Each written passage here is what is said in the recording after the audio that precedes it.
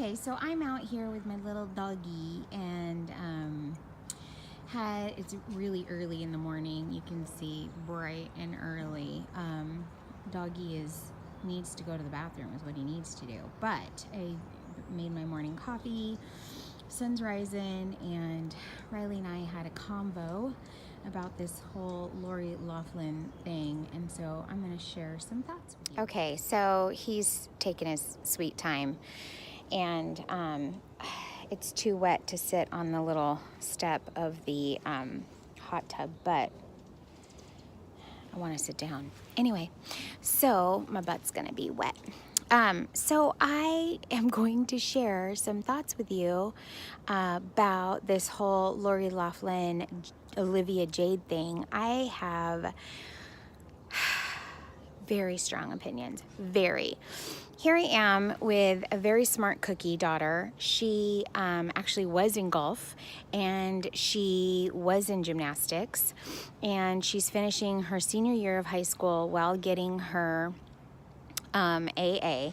Well, she's opted not to get her AA, just take the credits with her to Eastern. So I'm very, very proud of her. She chose Eastern. She applied to, I think, 4 different colleges, got into all 4. But I did not help her. Okay, I did not help her. She's a smart cookie.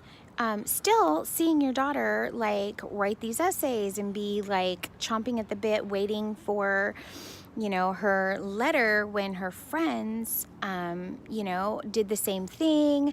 There is that pressure, but that is good pressure. That is pressure that you need in order to succeed and move on in life. And I also know someone who totally struggled in school and in high school. And like, I remember when the high school was like, oh, sorry, you took the wrong exam. We already have your math exam for the SATs. You needed to take English, and we gave you the wrong one. Oops, sorry. So we may not know if you graduate until August, which was BS. And that person persevered, made sure that she was able to take the test so she could graduate on time and get into college, and wrote her own essay and went on the interview by herself. And she has ADD and dyslexia, and so I'm very proud of that particular person as well. So those are things that as adults you have to do in order to prepare you for other parts of life. And what's super, super duper sad, hey Armani, are you gonna finish up here or what? What's super duper duper duper sad is that my daughter actually used to really look at Olivia Jade and think, oh my God, she's amazing. She's like an entrepreneur. She has her own business, and she got into UCLA and is going to this elite college. Like, that's amazing. She told me this morning that she's like, I said, are you still following her? She said, oh my God, no way am I going to follow her. She's like, what a fraud. Such a fraud. And then she showed me a couple YouTube videos of her, how she's like, I totally hate school. I'm really only going to college so I can go to the game days and so I can party. And I'm going to have to talk to the dean because I'm going to be in Fiji and I need to do this, that, and the other. This entitlement that Americans feel. And then when you travel abroad and people are like, ugh, Americans. Yeah, ugh, Americans, because everybody acts like they're so entitled to everything. It's ridiculous. It's ridiculous. It's embarrassing, actually. It's embarrassing. And one time when Riley was in England, one of our friends had friends over, and she was like put on the spot, and they were talking about Trump and, you know, and all these other things. And she was like, oh my God, I am only 17. Like, don't bash me for America and all the stupidity that happens there. Like, I'm not America. I just happen to be an American. So it can be really daunting. It can be really, really daunting because everybody feels the need to act like they're so much better than everyone else and that their stuff doesn't stink. Please, your stuff stinks, okay? You put your pants on one leg at a time. And if you don't know how to pull yourself up from diversity and from, you know, falling down and dust yourself off and keep moving, then that is a sad, sad lesson that your parents did not teach you. And shame on them. Shame on them for not teaching you how to rebound, regrace, okay? It's difficult. Life is difficult. But guess what? You go through it, and once you do, you're better off for it. But if everything's handed to you on a silver platter, then you don't know diddly. And your credibility, like my 18-year-old daughter, you have no credibility. And Lori Loughlin, how sad. Like, we didn't know who you were. Obviously, you're conniving and scandalous. You just act really well on TV. You put on a really good front, Aunt Becky. You really do. Anyway, this is it for now, but I am going to put in some other videos of this Jade and some of the things that she said. So I don't believe in slander. I don't believe in bullying people, making them feel bad. But when they use their own words, we can share their own words, and those were her words. She said it. I didn't see any gun. There was no like noose around her neck. She was not made to say these things or be killed. She said them freely. So she has an issue, big issue. And I think my dog is starting to wander. So I gotta, and we see the dog. Where's the dog? Where's the dog? I don't know. I gotta go find the dog.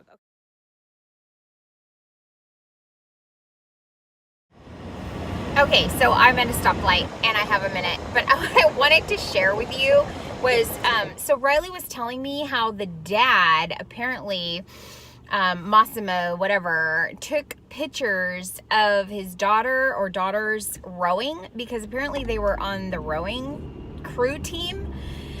Oh my God, first of all, you have to wake up like at 3 o'clock in the morning, at least here in Seattle you do, to be on a crew team so you can hit the water. And it's freaking freezing. Maybe not in Southern California, but here it's like some of the girls that I know on a crew team, they get like frostbite practically. Like they're freezing their butts off. So don't tell me that those kids didn't know what was going on. I know that now they're going to continue to try to protect their kids, but they knew. I mean, no dad is taking a picture of a kid on, hey, let me take a picture of you on, and no kid would just sit there with a straight face like, oh yeah, I'm rowing.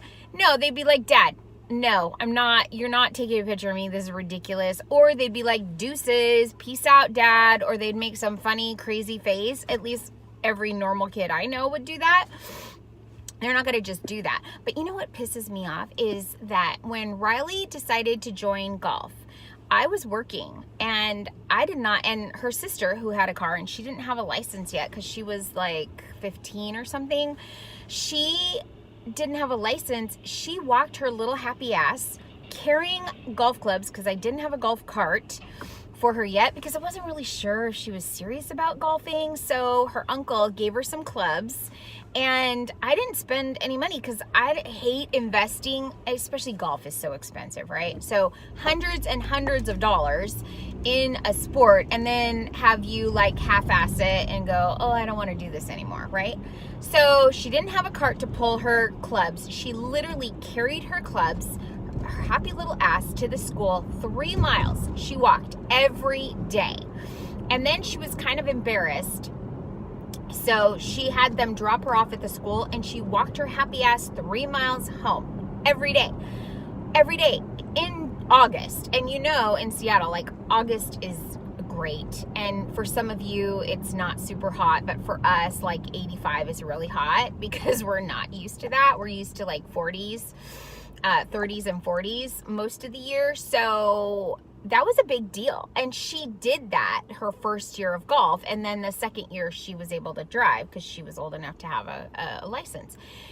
But my point is she did it. So how on earth do these colleges, like, also shame on the colleges for turning a blind eye. So you're just going to go, oh yeah, she's a rower and she's got a great name and she's got her little YouTube video, so we don't need to check her out. Like, are you stupid? Come on, give me a break.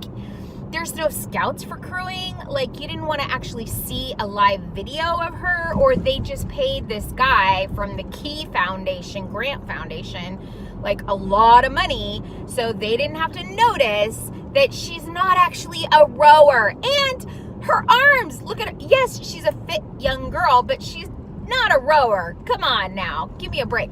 But my point is that shame on them. Like, how many people missed out on a scholarship because of this fakeness? I mean, give me a break. And oh, don't tell me that those girls didn't know. Don't you tell me they didn't know. They knew that your parents are scandalous and you're allowing that. And then you're fine with it. You're fine with it? Give me a break. Give me a break. I think the kids should be prosecuted too. Don't tell me those kids didn't know. No kid is letting their dad take pictures of them pretend rowing. They're just not. They're not. Like, there's no way. Oh my God. So anyway, I just had to vent on that a little bit because this is so aggravating. It's so aggravating. I know super, super smart people that have such test anxiety that they can't do it. And doesn't mean that they're not amazing, brilliant people, but then you have really, really smart people who did everything they were supposed to do and still didn't make it in. You know? And I remember my little Riley kind of like, God, what if I don't get in? And she was so smart. So she had her plan A school, which was not what I wanted at all. I wanted her to go to Western. I thought Western would be great for her. Her dad actually drives to Bellingham every day. So convenience-wise, like if she was in a pinch or needed money or there was something bad happen, her dad would happen to be in that city every day. But I'm sure that's probably why she didn't want to go there. I don't want to know that my dad is in the city, that I'm crawling around doing whatever, you know, and she's going to be old enough to do whatever, cross the border or whatever is what I thought. She'd go to Canada. That's what I did when I was her age, is I went over to Canada. But she didn't want to do that. She totally took, and it was a little bit of a bitter pill for me to swallow. I'll be honest. I was like, I really just thought you'd go to Western, but okay. She went to Eastern. She's going to Eastern in the fall. That's what she wanted, but that was her plan A. Then she had plan B and C and D. So she applied to 4 schools, and she's like, I don't want to apply to any more than that because I don't want to waste my money. It's expensive. And here's the other thing, and you guys may not agree with this, but she paid for these things on her own. And the reason I do that with my kids is because when they are spending money of their own, they see the value of the dollar. They also see the value of the acceptance. They take ownership and initiative. You want to go to college, you better start applying. I can guide you, I can help you, I can fill out financial aid with you, I can, share my wisdom with you. You can talk to your aunties, which are just best friends because I don't have sisters, but you can talk to them about things. But it's really your responsibility to do everything, because you will then appreciate it so much more. You will actually show up to class. Like, she's like, oh, I'm not even going to school. That's what Olivia Jade said on one of her YouTube videos that I watched with Riley this morning. I don't even go to class because I'm so busy and I don't even know how much I'm going to go. And you guys know I hate school anyway. And I was like, Riley, did you actually see that? And she goes, I saw it, but I didn't think much of it until now. And now I'm like, why was I following this person? Like, she doesn't hold any of the values that I hold. And so when you're entitled, you don't have any values. You don't have empathy for other people when you live a privileged Now, not a privilege, because I have a lot of friends that are extremely privileged, but they have empathy because they were taught values and they don't act like they're entitled. And that is the difference, because I would not hang out with people like that. I just wouldn't. Nope, not doing it. Anyway, so I'm at work because most of us in America actually have to work for a living. Like, not that their parents don't work, but we work a different way. And and I don't hate rich people, okay? I'm not rich. I am comfortable, and I have a lot of friends who I would consider wealthy. but, and a lot of things in common with them and hang out with them and have a great time with them. So I don't bash them because I'm not bashing anyone. I just, stupidity, like, you can't fix stupid. You just can't. You can't fix stupid. And these people are stupid. And Felicity Huffman, I always thought she was really smart. And I'm really, really disappointed. I mean, seriously disappointed. But it just goes to show you that cutting the umbilical cord is hard. I am not perfect, you guys. I mean, if you know me and you know, like, the love that I have for my children, it is hard. But I've had to do it. And I've had some of my friends say, Kadena, like, you need a reality check with these girls. Well, with one particular, like, you need a reality check. And we're going to give it to you. And I'm going to kick your ass. Like, I will kick your ass if you don't get your ass in gear and figure it out. So I'm swearing a little bit, you guys. But the point is that life is not easy. It can be if you choose to make really good decisions. But if you're not going to make good decisions, that is a shame for you, because life is going to be really, really hard. Like, really hard. And that's your choice, okay? Happiness is a choice. Everything you do in life is a choice. But by George, do not tell me that those girls did not know what their parents were doing.